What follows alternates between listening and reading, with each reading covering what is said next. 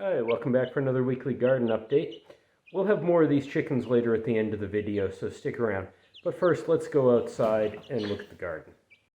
So most of the seed starts are already in the ground.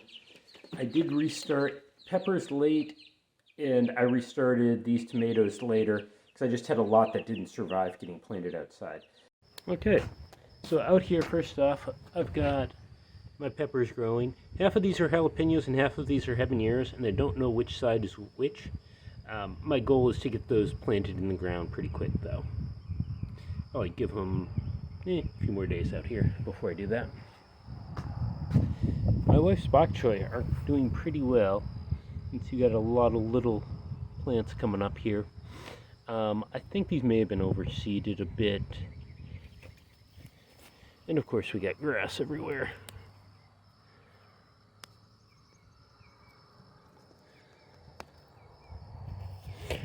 Down at this end, we've got bell peppers planted, but I don't see any that are coming up. So those were just direct sown in the ground and don't seem to have been doing well. If we move on to the onions, the scallion bed here is greened up and is producing quite a bit of greens.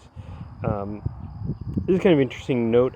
Like from this side over is my onion sets, and that's $5 worth of onion sets at Home Depot.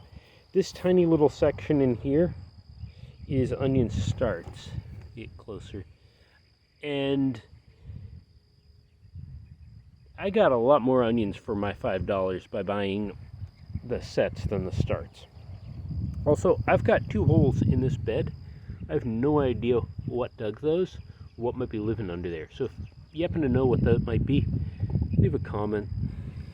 I have absolutely no clue. If we go over here to Lake Onion, I think I've given up on these. Next year, I'm not going to plant onions in this area. Once it dries a little more, because at the moment it's incredibly muddy, I'll try to clean that up a little. But I think this is just a complete loss. Because this went to grass while... Actually, I say it's a complete loss. It's pretty much a complete loss, though. Because this just went all grassy, swampy, muddy.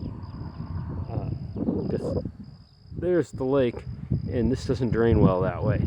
So once everything dries out in the summer, I'll move a bunch of dirt from there into the lake, make that deeper, and put it in the onion beds to make them taller. But I gotta wait for things to dry before we can do that. Here's the beginning of the chicken coop. I still got to get the windows put on and the roof, but we're getting there. Not a lot of work building that thing. Going over here, we've got our chard. And you can see I've got 2 chard plants that were planted last year when we first moved to the property. And they're producing. I've yet to start harvesting off them. I'm still got a bunch of dehydrated chard from the winter. Those are extra chard seed starts that I started. I'm not quite sure where I'm going to put all those, and I did try transplanting 2 of them in there, so we'll see how they do. Over here, the garlic is continuing to be garlicky. We've got a huge amount of greens, but as you can see, it's really windy out here, and the wind's actually blowing those over, so they don't really grow straight up.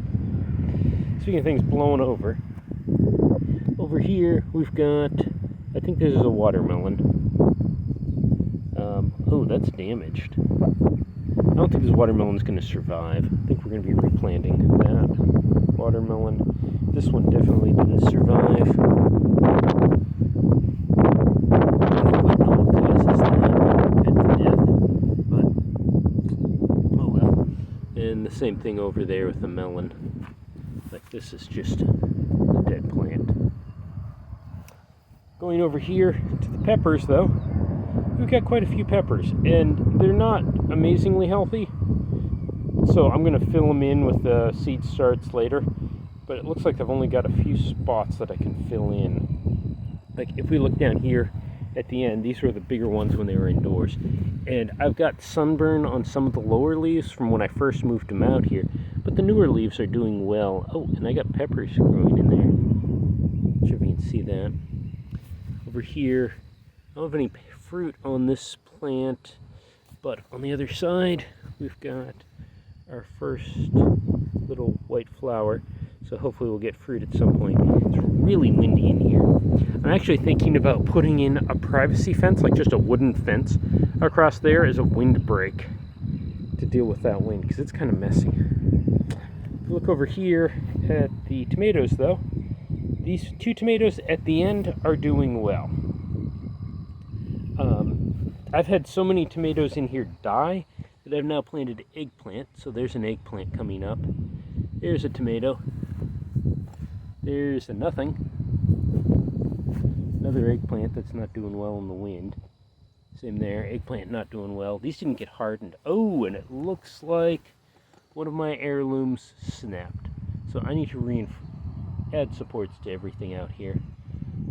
That's kind of sad. Oh well. There's my other heirloom tomato on the other side. Yeah, it is incredibly windy out here. Over here is the beginning of the next raised bed. This was initially filled with a bunch of vines, like this material, those vines, to the point it was actually a couple feet above the level of the wood on the bed. I've since covered it in with dirt. I'm basically using that pile of dirt that was left over from when the septic was installed. They dug that out, and I just put that on top of the vines. It knocked them all down.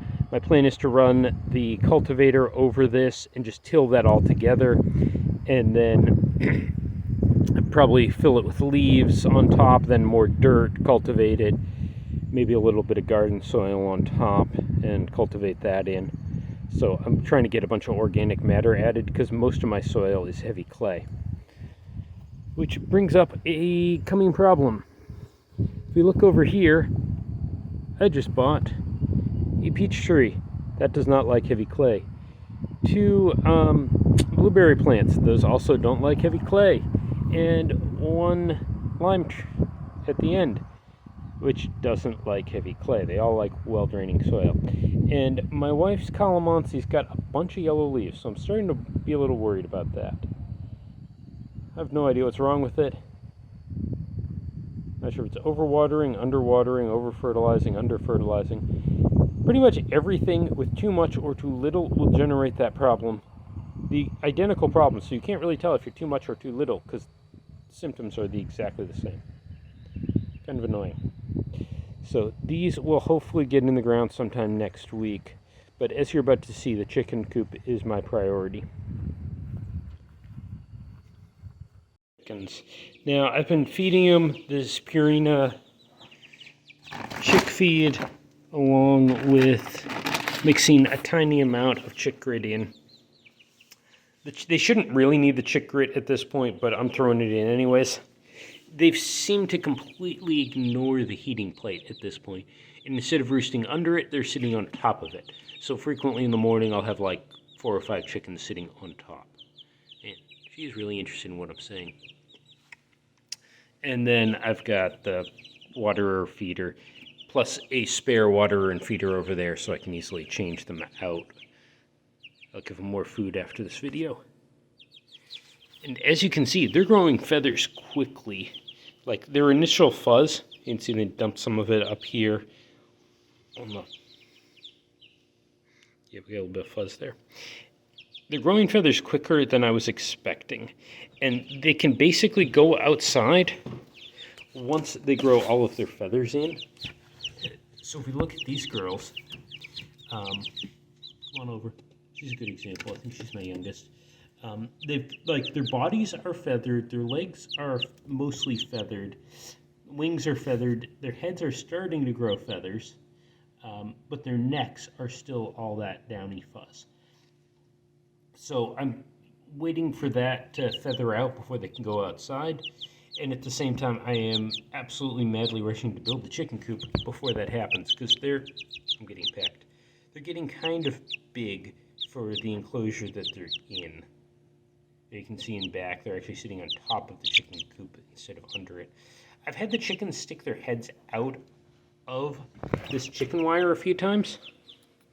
I'll put this back on before I have birds flying away. And I'm a little worried that one of them's going to get their head stuck in the chicken wire. So I've just taken the box for the heater and stuck it on top so they can't quite stick their heads out, but they can still see out the window, get some sunlight. So that's it for now. If you're interested in building a chicken coop, I've got videos on that I'm recording as I'm building it, so that series isn't quite done yet. But hey, if you're interested, like, subscribe, or at least just subscribe and you'll see the rest of the chicken coop done. That's it for now.